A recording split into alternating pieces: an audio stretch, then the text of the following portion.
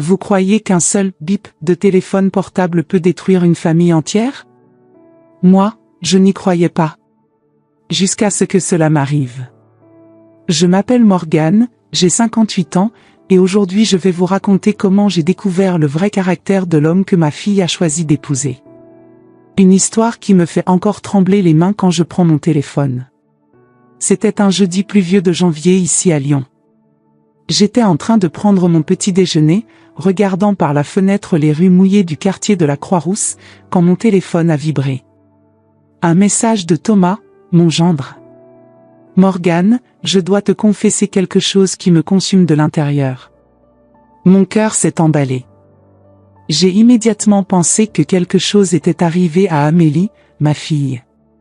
Est-ce qu'elle était malade? Est-ce qu'ils s'étaient disputés? Mes mains ont tremblé en ouvrant le message complet. Je ne peux plus cacher, je te veux depuis cette nuit de Noël. Tu es une femme incroyable, sensuelle, tout ce que j'ai toujours cherché.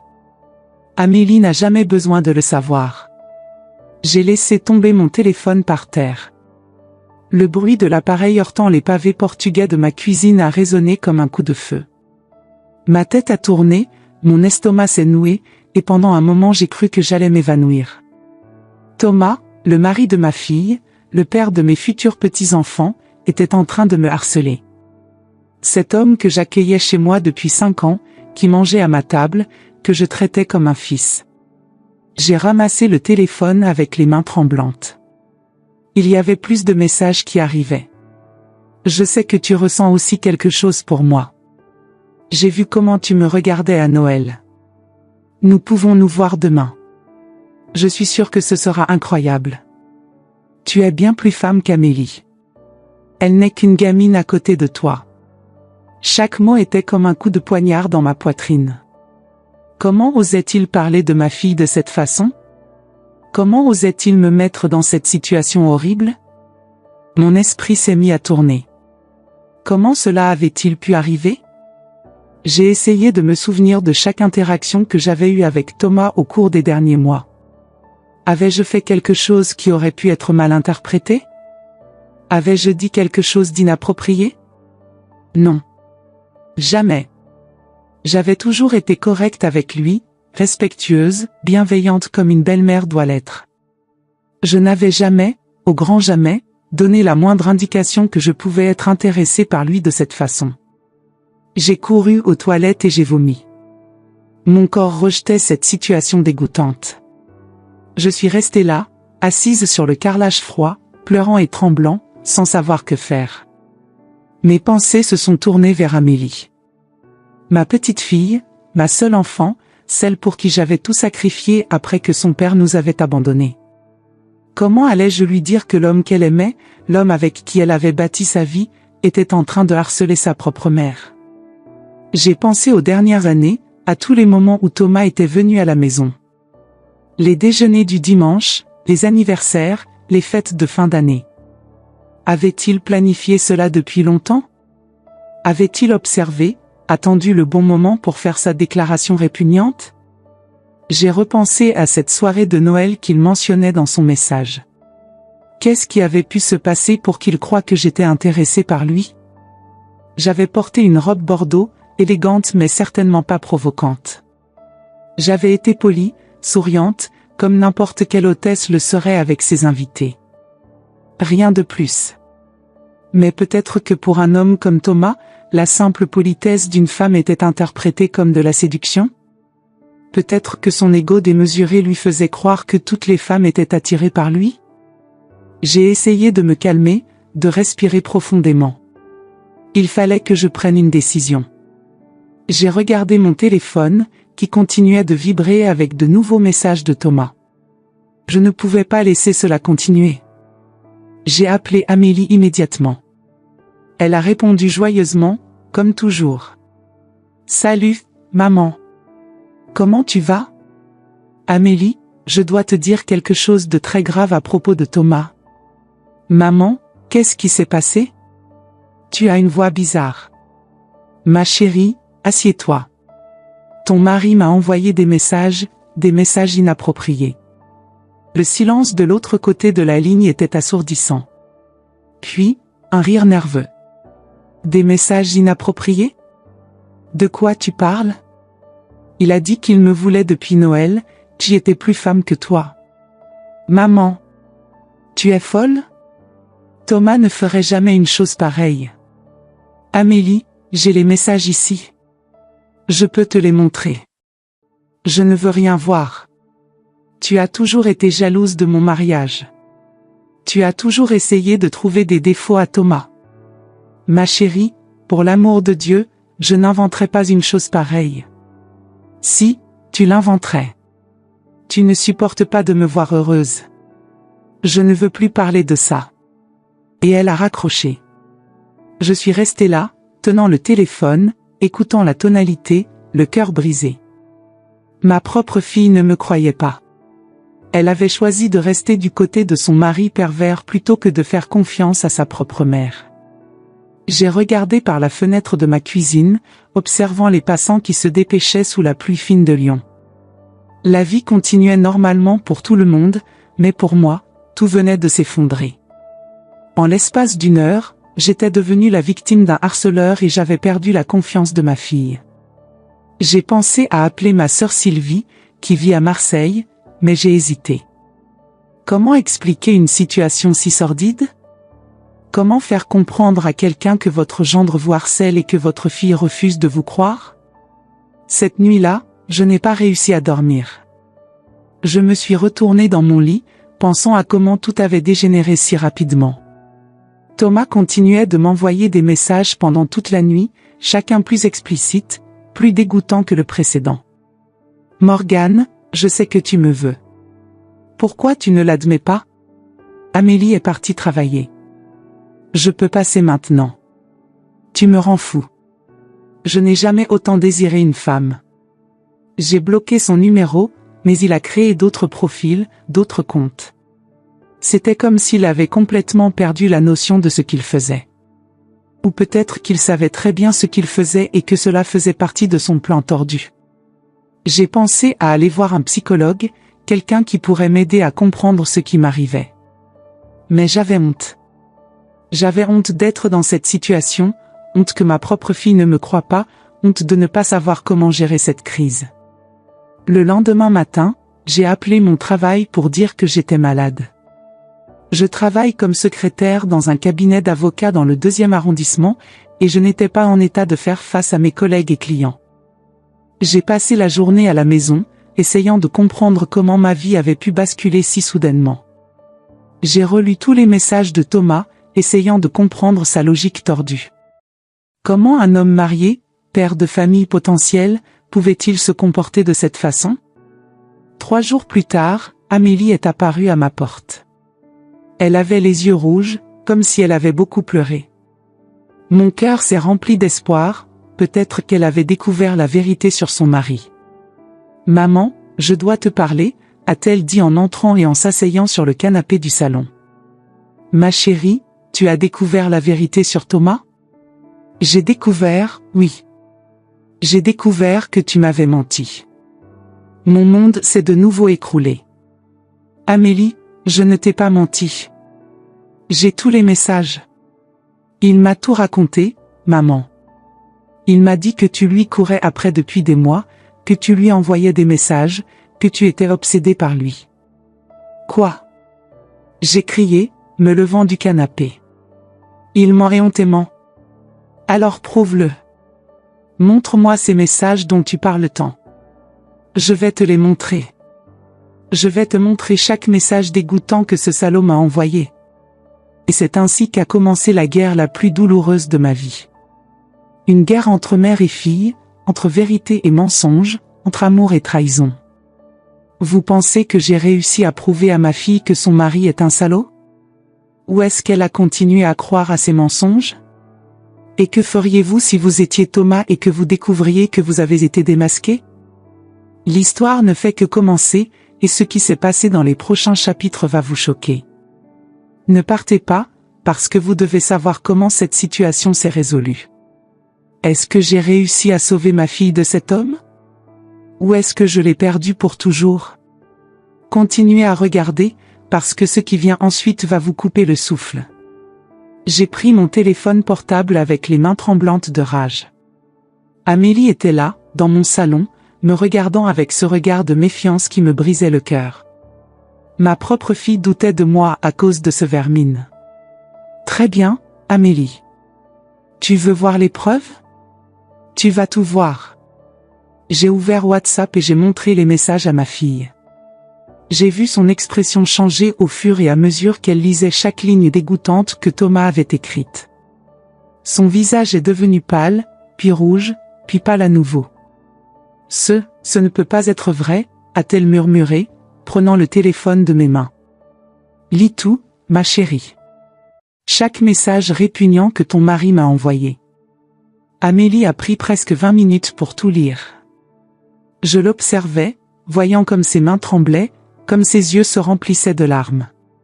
C'était douloureux de voir ma fille découvrir qui était réellement l'homme qu'elle avait épousé. Pendant qu'elle lisait, j'ai observé son visage. Je pouvais voir le moment exact où elle a réalisé que j'avais dit la vérité. Ses sourcils se sont froncés, sa bouche s'est ouverte de stupeur, et ses yeux se sont écarquillés d'horreur. C'était le visage d'une femme qui voyait son monde s'écrouler. « Maman, pourquoi tu ne m'as pas dit cela avant? J'ai essayé de te le dire. Tu m'as raccroché au nez. Mais ces messages, ils datent de plusieurs semaines. Tu as souffert toute seule pendant tout ce temps? Oui, ma chérie. J'avais peur que tu ne me crois pas. Et j'avais raison, n'est-ce pas? J'ai senti une amertume dans ma voix.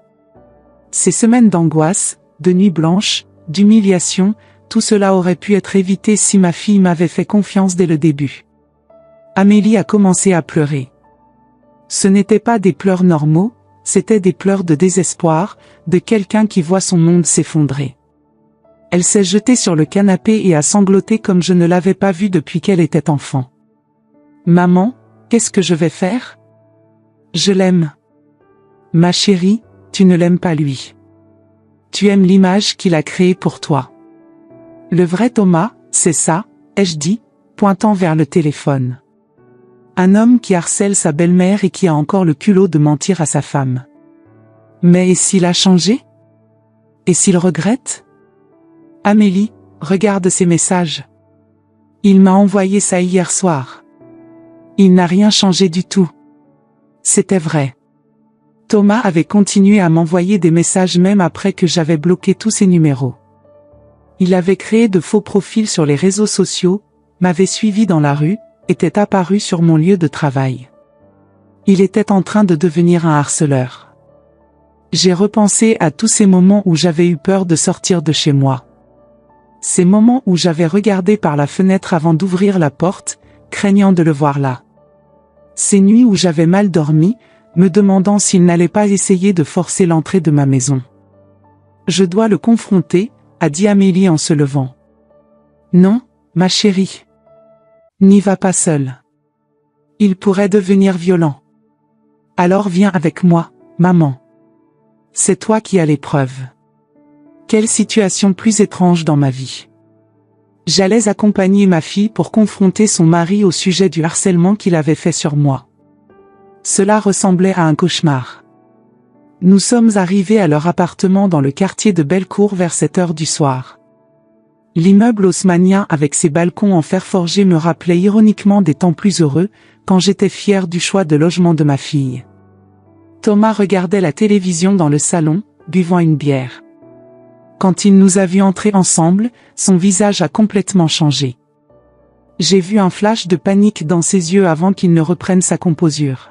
« Salut, mon amour », a-t-il dit à Amélie, me regardant avec méfiance. « Salut, Morgane. » Quelle surprise. « Thomas, je dois te parler », a dit Amélie, avec la voix tremblante. « Bien sûr, mon amour. »« De quoi ? » ?»« À propos des messages que tu as envoyés à ma mère. » Le silence qui a suivi était terrible. Thomas m'a regardé avec une haine pure, puis a regardé Amélie. « Quel message ? » Ne fais pas semblant de ne pas savoir, ai-je dit, sortant le téléphone de ma poche. Tout est là. Morgane, tu délires. Je ne t'ai jamais envoyé aucun message. Tu veux que je lise à voix haute, ai-je demandé, ouvrant déjà WhatsApp. Tu n'as pas besoin de rien lire parce que je n'ai rien envoyé. Menteur, ai-je crié. Tu es un menteur et un salaud. Morgane, tu fais une crise. Amélie, ta mère devient folle. J'ai vu la tactique qu'il utilisait. Il essayait de me faire passer pour une femme déséquilibrée, hystérique. C'était un manipulateur expert. Thomas, j'ai vu les messages, a dit Amélie, les larmes aux yeux. J'ai tout vu. Thomas est resté silencieux pendant un moment. J'ai perçu qu'il pensait rapidement, essayant d'inventer une excuse. Amélie, mon amour, je peux expliquer. Alors explique. J'étais ivre. Je ne savais pas ce que je faisais. Cela ne voulait rien dire. Comment Cécilia ne voulait rien dire, ai-je crié. Tu as harcelé la mère de ta femme et tu dis que ça ne veut rien dire? Morgane, tu as aussi donné des ouvertures. Tu me regardais d'une façon étrange. Je n'ai donné aucune ouverture, espèce de salaud. Si, tu l'as fait. À Noël, tu m'as provoqué avec cette robe décolletée. Amélie m'a regardé avec horreur. Thomas, tu es en train de blâmer ma mère pour avoir porté une robe? Non, mon amour, j'étais confus. Je ne savais pas ce que je pensais. Tu savais très bien ce que tu pensais quand tu as écrit que j'étais plus femme qu'Amélie, ai-je dit, lisant sur le téléphone. Tu savais très bien quand tu as dit que tu voulais me rencontrer pour faire des choses que tu ne peux pas faire avec elle. J'ai vu Amélie blêmir encore plus en entendant ces détails. Elle n'avait pas lu tous les messages, seulement une partie. Maintenant, elle découvrait l'étendue de la perversité de son mari. Amélie a sangloté fort. Tu as vraiment écrit ça?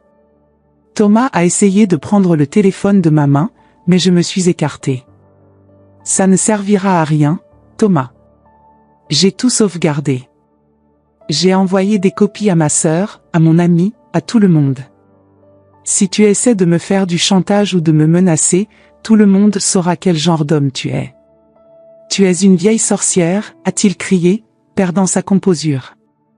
Une sorcière envieuse qui ne supporte pas de voir sa fille heureuse. Je suis une sorcière, ai-je crié en retour.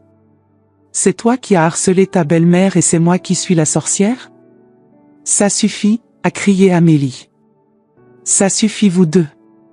Elle s'est jetée sur le canapé et a commencé à pleurer de façon incontrôlable. C'était déchirant de voir ma fille dans cet état. Tout ce que j'avais voulu, c'était la protéger, et maintenant elle souffrait à cause de cette vérité horrible. Amélie, mon amour, pardonne-moi. J'ai commis une erreur, mais je t'aime, a dit Thomas, essayant de s'approcher d'elle. Ne me touche pas, a-t-elle crié. Ne me touche pas.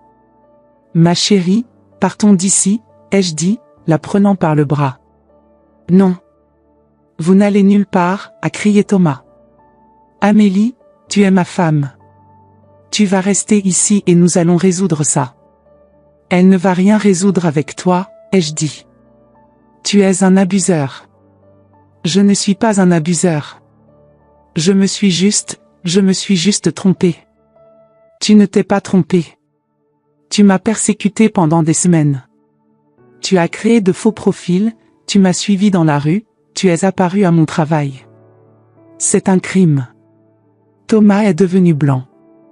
Il savait que j'avais raison. Ce qu'il avait fait était un crime de harcèlement, de persécution. Il pouvait être arrêté pour cela. J'ai pensé à toutes ces fois où j'avais eu peur de sortir de chez moi. Ces moments où j'avais changé d'itinéraire pour aller au travail, espérant l'éviter. Ces nuits où j'avais vérifié plusieurs fois que toutes les portes et fenêtres étaient bien fermées. Amélie, s'il te plaît, pardonne-moi. Je promets que je ne ferai plus jamais ça. Comment je vais te faire confiance, a-t-elle demandé, pleurant encore. Comment je vais dormir à côté de toi en sachant que tu désires ma mère? Je ne désire pas ta mère. C'était juste une confusion. Tu as écrit que tu me voulais depuis Noël, ai-je crié. Tu as écrit que j'étais plus femme qu'Amélie. C'est de la confusion ça? Morgane, arrête de répéter ces choses, a-t-il crié. Je vais les répéter autant de fois que nécessaire jusqu'à ce que ma fille comprenne quel genre d'homme tu es. J'ai vu dans ses yeux qu'il réalisait que son jeu était terminé. Il avait perdu le contrôle de la situation. Sa manipulation ne fonctionnait plus. Amélie s'est levée du canapé. Je dois sortir d'ici. Je dois réfléchir. Mon amour, ne pars pas. Nous pouvons résoudre ça, a supplié Thomas. Il n'y a rien à résoudre, a-t-elle dit, prenant son sac. J'ai besoin de temps. Tu vas rester chez moi, ai-je dit. Non, a crié Thomas. Elle ne va pas rester chez celle qui a causé toute cette confusion. J'ai causé la confusion, ai-je crié. C'est toi qui m'as envoyé des messages dégoûtants et c'est moi qui ai causé la confusion? C'est toi qui as montré les messages. C'est toi qui as détruit mon mariage. Ton mariage était déjà détruit au moment où tu m'as envoyé le premier message. J'ai réalisé à ce moment-là que Thomas était plus dangereux que je ne l'avais pensé. Il était capable de retourner complètement la situation, de se faire passer pour la victime. C'était un manipulateur pathologique. Amélie est sortie de l'appartement en courant. J'ai couru après elle, laissant Thomas crier tout seul dans le salon. J'ai trouvé ma fille dans la rue, pleurant appuyée contre sa voiture. La pluie fine de Lyon commençait à tomber, et les lumières jaunes des réverbères créaient une atmosphère mélancolique qui reflétait parfaitement notre état d'esprit. Ma chérie, rentrons à la maison. Nous allons parler calmement. Maman, ma vie est finie. 5 ans de mariage, tout était un mensonge. Ce n'était pas un mensonge, ma chérie. Tu as été trompée par un homme que tu aimais. Ce n'est pas de ta faute. Mais j'aurais dû m'en rendre compte. J'aurais dû voir qu'il était comme ça. Les hommes comme ça sont experts pour faire semblant, ma chérie. Ils savent comment tromper les femmes. Nous sommes rentrés chez moi en silence. Amélie était détruite, et j'étais en colère. En colère contre Thomas, en colère contre la situation, en colère de devoir voir ma fille souffrir à cause d'un homme qui ne valait rien. Cette nuit-là, j'ai préparé la chambre d'amis pour Amélie. J'ai mis des draps propres, j'ai apporté des serviettes fraîches, j'ai même mis des fleurs sur la table de nuit. Je voulais que ma fille se sente aimée et protégée après cette journée horrible. Maman, merci de m'avoir dit la vérité, a-t-elle dit avant de se coucher. Je suis ta mère, ma chérie. Je serai toujours là pour te protéger. Même quand je ne veux pas être protégée? Surtout quand tu ne veux pas être protégée. Mais le pire était encore à venir. Parce que Thomas n'allait pas accepter de perdre Amélie si facilement. Et ce qu'il a fait dans les jours suivants était encore plus effrayant que ce que j'avais imaginé. Amélie est restée chez moi pendant 1 semaine. Ce furent 7 jours de beaucoup de larmes, beaucoup de souffrances, et beaucoup de réflexions. J'essayais de la consoler, mais elle était détruite. 5 ans de mariage ne s'effacent pas facilement, même quand on découvre que le mari est un salaud. Maman, comment a-t-il pu me faire ça, demandait-elle tous les jours. Ma chérie, il existe des hommes qui ne valent simplement rien. Ce n'est pas de ta faute. Mais j'aurais dû m'en rendre compte. Tu as toujours dit qu'il y avait quelque chose d'étrange chez lui. Amélie, tu étais amoureuse. Les personnes amoureuses ne voient pas les défauts. Pendant cette semaine, j'ai observé ma fille traverser toutes les phases du deuil d'une relation. D'abord la colère, puis la tristesse, puis la négociation avec elle-même, essayant de trouver des excuses pour Thomas. C'était douloureux de la voir se battre contre ses propres sentiments. Le matin, elle se réveillait avec les yeux gonflés d'avoir pleuré. Elle buvait son café en silence, regardant par la fenêtre de ma cuisine qui donne sur la petite cour intérieure de mon immeuble. Parfois, elle essayait de sourire quand elle me voyait la regarder avec inquiétude, mais je voyais bien que le sourire ne montait pas jusqu'à ses yeux. Thomas l'appelait des dizaines de fois par jour. Il envoyait des messages, des fleurs, des cadeaux. Il implorait le pardon, disait qu'il allait changer, que cela n'arriverait plus jamais. Comportement typique d'un abuseur. Ne réponds pas, disais-je toujours quand son téléphone sonnait. Mais et s'il a vraiment changé, demandait-elle, ayant encore de l'espoir. Les hommes comme ça ne changent pas, ma chérie. Ils deviennent juste plus intelligents pour cacher. J'ai essayé de l'occuper l'esprit. Nous avons fait de longues promenades dans les rues pavées de la Croix-Rousse, nous avons visité les traboules que je connaissais depuis mon enfance. J'ai même réussi à l'emmener au marché de la place des terreaux, où elle avait l'habitude de venir avec moi quand elle était petite. Tu te souviens quand tu insistais pour acheter des macarons à chaque fois qu'on venait ici, lui ai-je demandé devant l'étal de pâtisserie. Oui, a-t-elle répondu avec un petit sourire nostalgique. Et toi tu disais toujours que j'allais me couper l'appétit pour le déjeuner. Et tu avais toujours faim quand même. J'avais 8 ans, maman. J'avais toujours faim. Ces petits moments de normalité nous faisaient du bien à toutes les deux. Mais ils étaient interrompus par la réalité chaque fois que le téléphone d'Amélie sonnait. Le jeudi de cette semaine, Thomas est apparu à ma porte. J'étais seule à la maison parce qu'Amélie était partie travailler. Elle avait décidé de reprendre sa routine, pensant que cela l'aiderait à ne pas penser à la situation. « Morgane, je dois te parler » a-t-il dit quand j'ai ouvert la porte. « Nous n'avons rien à nous dire » ai-je répondu, essayant de fermer la porte. « Attends. S'il te plaît. Juste 5 minutes. » « Non, Thomas. Va-t'en. » Il a mis son pied pour empêcher la porte de se fermer. J'ai senti une peur immédiate. Cet homme était dans ma maison, forçant l'entrée, et j'étais seule. « Morgane, tu as détruit mon mariage. Tu as détruit ma vie. » « Je n'ai rien détruit. C'est toi qui as tout détruit quand tu as décidé de me harceler. » J'étais confus. Je ne savais pas ce que je faisais. Tu savais très bien ce que tu faisais. Maintenant sors de ma porte avant que j'appelle la police. Tu n'appelleras pas la police. Tu sais que je peux dire des choses sur toi qui vont détruire ta réputation. Mon sang s'est glacé. Quelle chose? Tu sais quelle chose? Tu sais comment tu me regardais, comment tu te comportais avec moi. Je n'ai jamais rien fait. Ce n'est pas ce que je vais dire à tout le monde. Je peux dire que tu as essayé de me séduire, que tu me courais après. Personne ne te croira. Si, ils me croiront. Parce que tu es une femme de 58 ans, divorcée, seule. Et moi je suis un homme jeune, marié. À qui pensez-vous que les gens vont croire? J'ai senti une peur réelle. Une peur qui m'a glacé le sang. Thomas était en train de me menacer, de me faire du chantage. J'ai compris à ce moment-là que j'avais affaire à un homme vraiment dangereux. Sors de ma porte, Thomas. Maintenant. Je ne partirai pas. Pas avant que tu aies convaincu Amélie de rentrer à la maison. Je ne convaincrai rien du tout. C'est elle qui décide de sa vie. Tu vas la convaincre. Parce que si tu ne la convaincs pas, je vais dire à tout le monde que tu es une femme sans honte qui essaie de séduire son gendre. J'ai fermé la porte à son nez et j'ai appelé Amélie immédiatement. Mes mains tremblaient tellement que j'ai eu du mal à composer le numéro. Ma chérie, Thomas est venu ici. Il m'a menacé. Comment ça, menacé? Il a dit qu'il allait inventer des mensonges sur moi si tu ne retournais pas avec lui. Quel mensonge? Que j'ai essayé de le séduire. Que je lui courais après.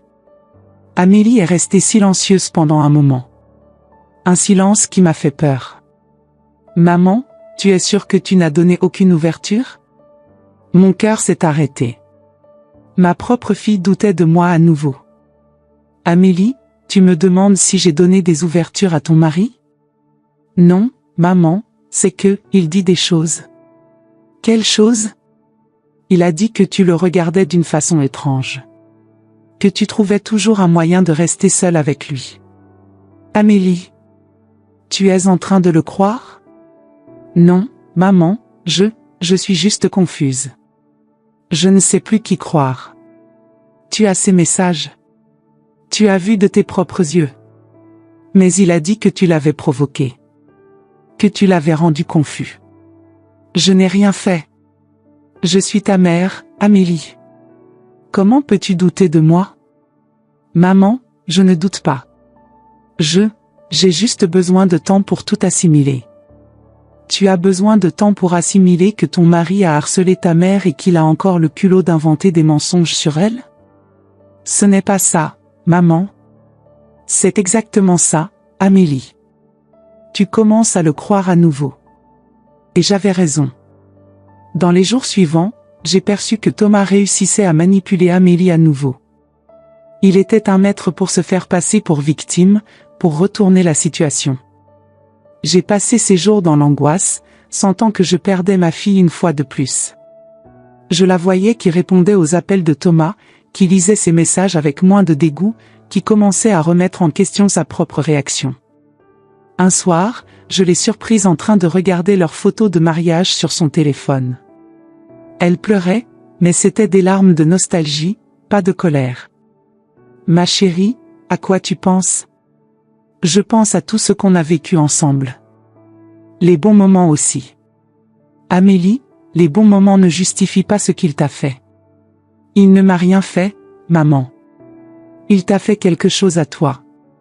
Il t'a fait quelque chose aussi. Il t'a menti, il t'a trompé, il t'a manqué de respect. Peut-être qu'il a juste eu un moment de faiblesse. Un moment de faiblesse? Amélie, il m'a harcelé pendant des semaines. Maman, peut-être qu'il était vraiment confus. Peut-être qu'il traversait une période difficile. J'ai vu que Thomas gagnait la bataille pour l'esprit de ma fille. Il utilisait toutes les techniques de manipulation qu'il connaissait, et Amélie, fragilisée par la douleur, était vulnérable. Maman, je pense que c'est mieux que je rentre à la maison, a-t-elle dit le samedi. Amélie, tu ne peux pas être sérieuse. Je dois essayer de sauver mon mariage. 5 ans ne peuvent pas finir comme ça. Si, ils peuvent. Ils doivent finir. Cet homme ne te respecte pas. Il a dit qu'il traversait une période difficile. Qu'il ne savait pas ce qu'il pensait. Amélie, tu es en train d'être manipulée. Je ne suis pas manipulée. J'essaie d'être une bonne épouse. Bonne épouse? Ma chérie, une bonne épouse n'est pas celle qui accepte n'importe quoi de son mari. Une bonne épouse est celle qui se fait respecter. Tu ne comprends pas, maman. Tu n'as jamais réussi à maintenir un mariage. Ces mots m'ont frappé comme un coup de poignard. Ma fille était en train de m'attaquer à cause de cet homme. Amélie, comment peux-tu me dire une chose pareille? Pardon, maman. Je ne voulais pas dire ça. Tu voulais. Tu voulais me faire mal parce que tu es en colère contre moi d'avoir montré qui est ton mari. Ce n'est pas ça. C'est exactement ça. Tu préfères croire à ces mensonges plutôt que de faire confiance à ta propre mère. Maman, ne dramatise pas. Je ne dramatise pas. Tu es en train de choisir un homme qui a harcelé ta mère. Il regrette. Il a promis qu'il ne recommencerait jamais. Amélie, les hommes comme ça ne regrettent pas. Ils deviennent juste plus prudents. Je dois essayer, maman.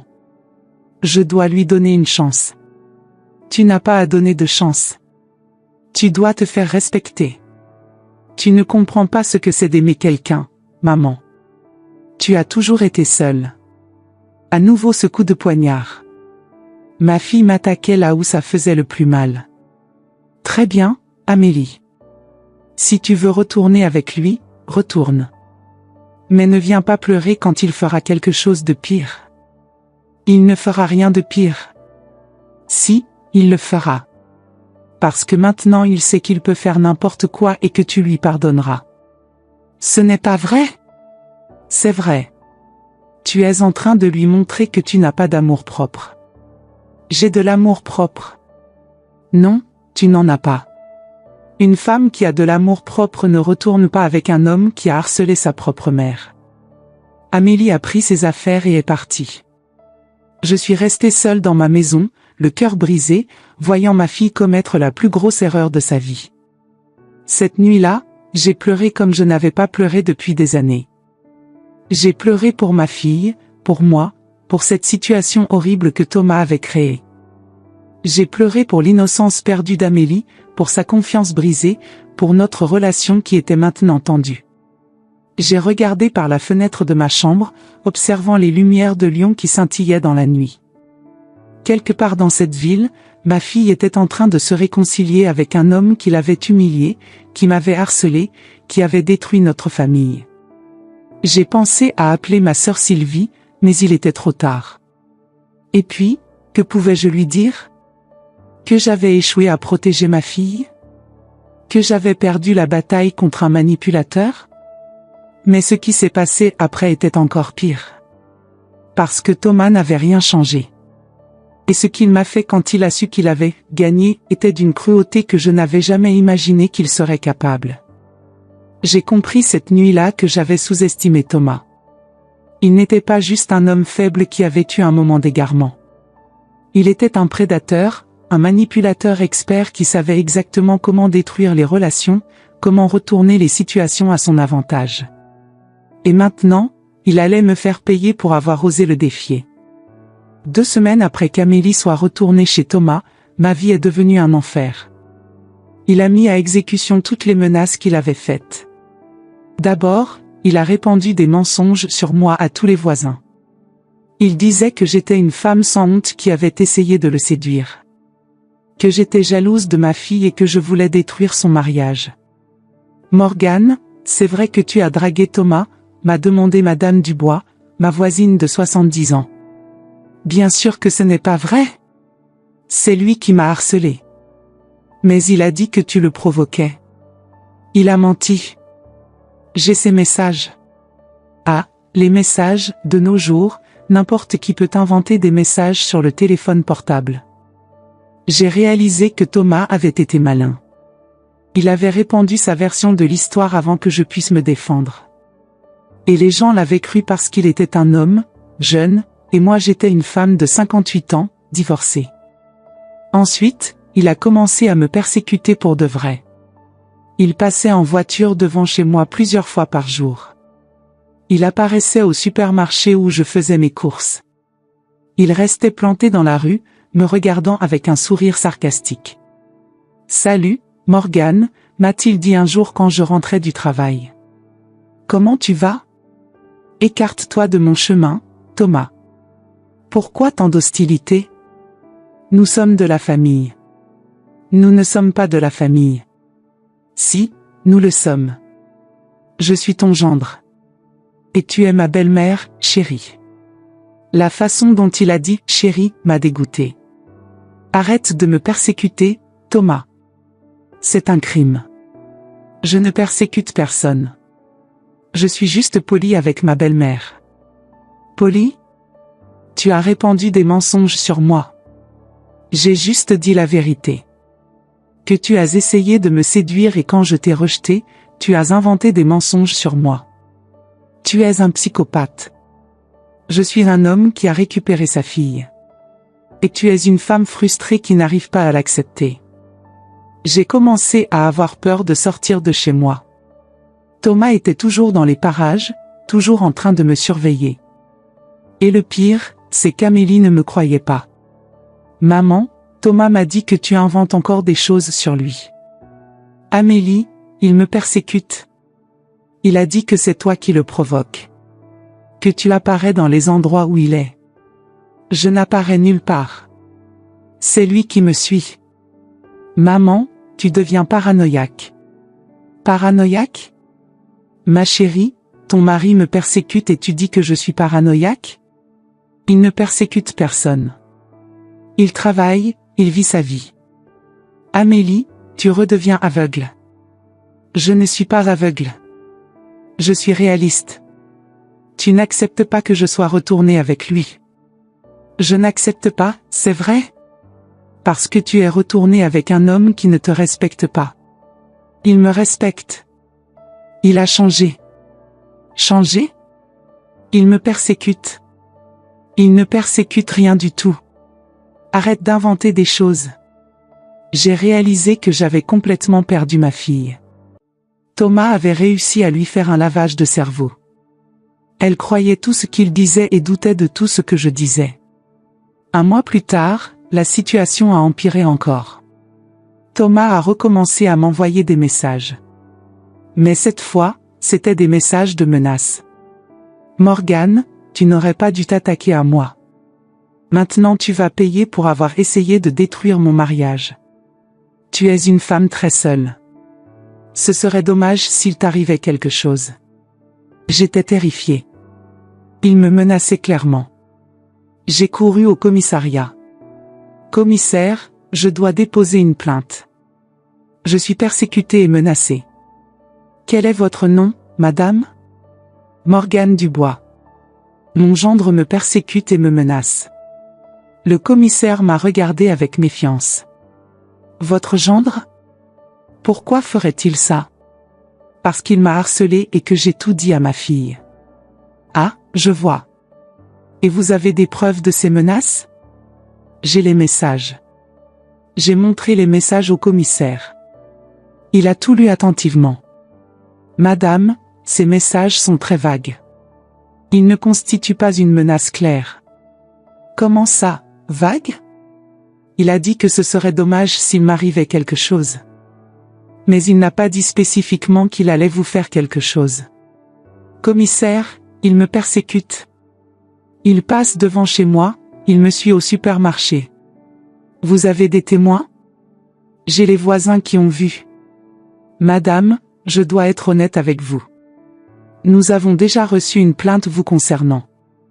Mon cœur s'est arrêté. Comment ça? Votre gendre est venu ici la semaine dernière. Il a dit que vous le persécutiez, que vous étiez obsédé par lui. C'est lui qui me persécute. Madame, vous devez vous calmer. Il a montré des messages que vous lui auriez envoyés. Quel message? Je ne lui ai jamais envoyé de message. Il a montré plusieurs messages où vous lui déclarez votre amour, où vous le suppliez de vous rencontrer. C'est un mensonge. Il a falsifié ces messages. Madame, c'est très facile d'accuser quelqu'un de falsifier des messages. Vous pouvez prouver qu'ils sont faux. Je ne sais pas comment prouver ça. Alors je ne peux rien faire. En fait, je dois vous conseiller d'arrêter d'importuner votre gendre. Sinon, il peut vous poursuivre pour harcèlement. Je suis sortie du commissariat complètement désespérée. Thomas avait été plus malin que moi. Il avait pris les devants et inventé une version des faits où j'étais la persécutrice. Quand je suis rentrée chez moi, j'ai trouvé Amélie qui m'attendait à la porte.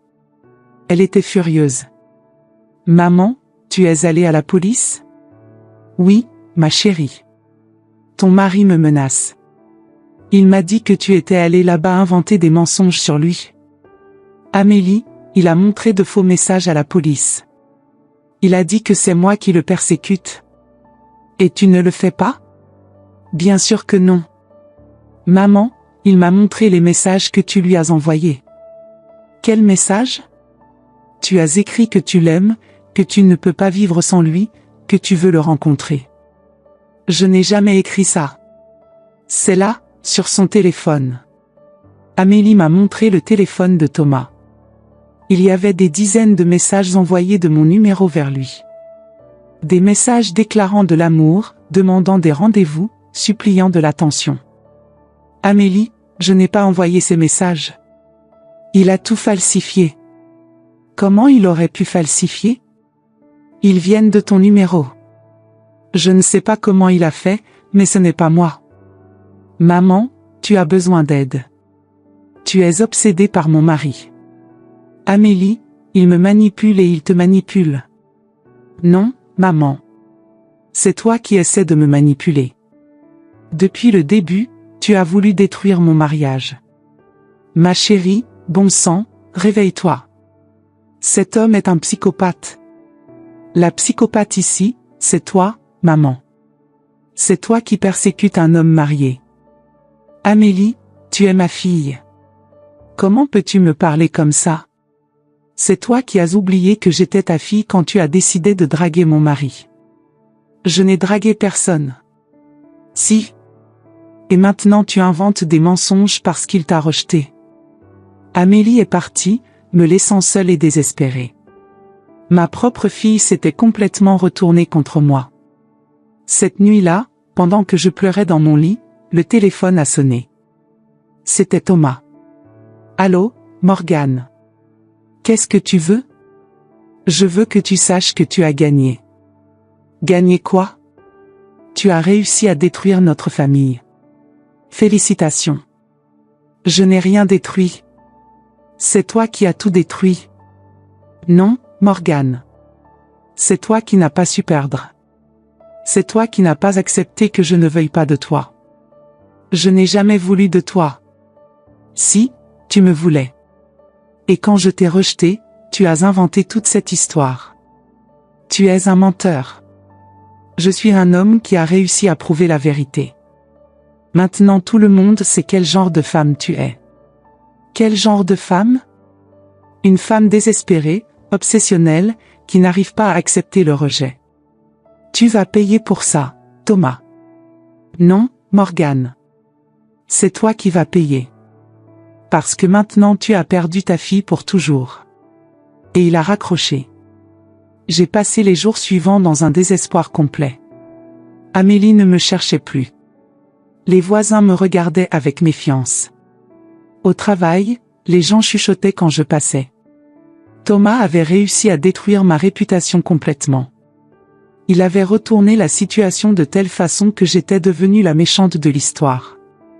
Mais alors, quelque chose s'est passé qui a tout changé. Le mardi suivant, j'étais au supermarché quand j'ai vu Thomas en train de parler avec une femme jeune, blonde, très belle. Ils étaient en train de s'embrasser. J'ai pris mon téléphone et j'ai tout filmé. J'avais finalement trouvé un moyen de montrer à Amélie qui était vraiment son mari. J'ai couru chez moi et je l'ai appelé. Amélie, je dois te montrer quelque chose d'urgent. Maman, je ne veux plus parler de Thomas.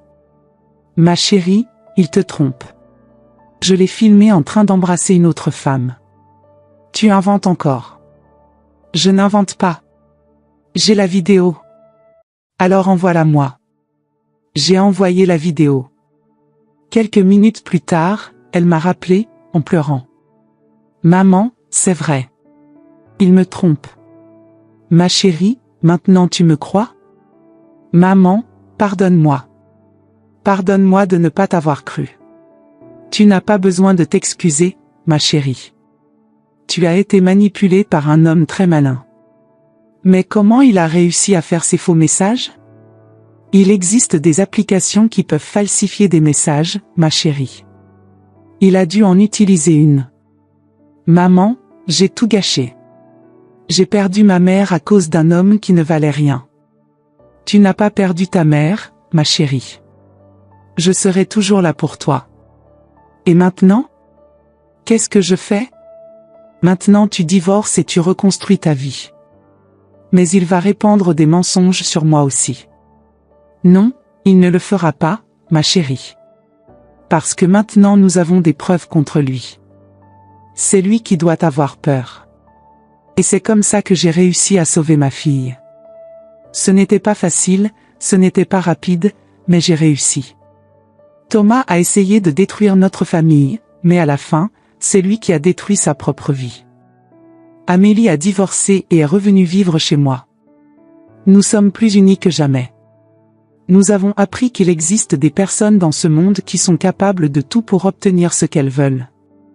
Thomas a essayé de nous poursuivre en justice pour calomnie, mais quand notre avocat a montré toutes les preuves contre lui, les messages originaux, la vidéo de l'infidélité, les témoignages des voisins qui confirmaient qu'il me persécutait, il a abandonné le procès. Aujourd'hui, 2 ans plus tard, Amélie sort avec un homme merveilleux qui la respecte et qui me traite comme une mère. Elle me remercie tous les jours d'avoir lutté pour montrer la vérité sur Thomas. Maman, si tu n'avais pas insisté, je serais encore mariée avec cet homme horrible. Ma chérie, les mères existent pour protéger leurs enfants. Même quand les enfants ne veulent pas être protégés. Tu m'as sauvée, maman. Littéralement sauvée. Non, ma chérie. Nous nous sommes sauvés. Ensemble. Et c'est ainsi que se termine mon histoire. Une histoire de manipulation, de mensonge, de chantage, mais aussi d'amour maternel, de persévérance et de vérité. J'ai appris que parfois nous devons beaucoup lutter pour protéger ceux que nous aimons, même quand cette personne ne veut pas être protégée. Si vous traversez une situation similaire, n'abandonnez pas. La vérité apparaît toujours. Ça peut prendre du temps, ça peut faire mal, mais elle apparaît toujours. Et quand elle apparaîtra, vous saurez que ça valait la peine d'avoir lutté. Thomas vit aujourd'hui dans une autre ville. J'ai entendu dire qu'il s'est marié avec la femme blonde que j'ai filmée. Pauvre femme, elle ne sait pas avec qui elle s'est mariée. Mais ce n'est pas mon problème. Mon problème était de sauver ma fille. Et j'ai réussi. Aujourd'hui je dors en paix, sachant que j'ai fait ce que je devais faire. Que j'ai lutté pour la vérité, pour ma fille, pour ma dignité. Et qu'à la fin, l'amour entre mère et fille a été plus fort que tous les mensonges qu'un homme mauvais a essayé de répandre. Ceci était mon histoire. J'espère qu'elle pourra aider d'autres femmes qui traversent des situations similaires. N'abandonnez jamais la lutte pour la vérité. Elle gagne toujours. Quand j'ai terminé de raconter cette histoire, je suis resté là à réfléchir, combien d'entre vous ont déjà ressenti cette oppression dans la poitrine ? Cette sensation de crier la vérité et que personne n'écoute ? Combien ont déjà été appelées exagérées, jalouses, femmes qui ne savent pas de quoi elles parlent ? Je sais que beaucoup de celles qui m'écoutent reconnaissent cette douleur. Parce que nous, à cet âge, nous avons déjà vu tellement de choses dans la vie. Nous savons quand quelque chose ne va pas. Notre cœur de mère, notre instinct de femme expérimentée, ça ne trompe pas.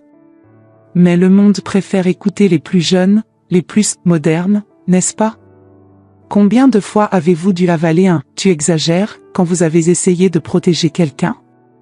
Combien de fois avez-vous dû regarder quelqu'un que vous aimez tomber dans un piège que vous voyez de loin? La vérité, c'est que nous, les femmes d'un certain âge, nous portons une sagesse qui dérange. Qui dérange parce que nous n'avons plus le temps de faire semblant, d'accepter de beaux mensonges. Nous disons la vérité, même quand elle fait mal. Je veux savoir de vous, à ma place, vous auriez fait la même chose? Vous auriez insisté même en voyant votre fille s'éloigner? Vous auriez supporté d'être traitée de folle pour protéger ceux que vous aimez? Et vous qui traversez quelque chose de similaire maintenant, vous qui êtes discrédité, qui voyez quelqu'un que vous aimez s'impliquer avec de mauvaises personnes, n'abandonnez pas. Votre expérience vaut plus que n'importe quel diplôme. Votre intuition vaut plus que n'importe quel bel argument. Écrivez-moi dans les commentaires. Racontez vos histoires. Parce que quand une femme de notre âge raconte son expérience, elle ne fait pas que se confier. Elle enseigne. Elle alerte. Elle sauve d'autres femmes. Combien d'entre vous ont déjà sauvé quelqu'un et n'ont jamais reçu de remerciement? Combien ont déjà été la méchante de l'histoire pour avoir dit la vérité? Ici, c'est notre espace. Ici vous êtes écoutés, respectés, crus. Si cette histoire vous a touché, si vous avez vu un morceau de votre propre vie ici, abonnez-vous à la chaîne. Parce qu'ici il n'y a pas d'histoire inventée, pas de fin heureuse forcée. Ici il y a la vraie vie, avec les cicatrices et les victoires de celles qui ont vraiment vécu. Vous méritez d'être entendus. Vous méritez d'être respectés. Et vos histoires méritent d'être racontées.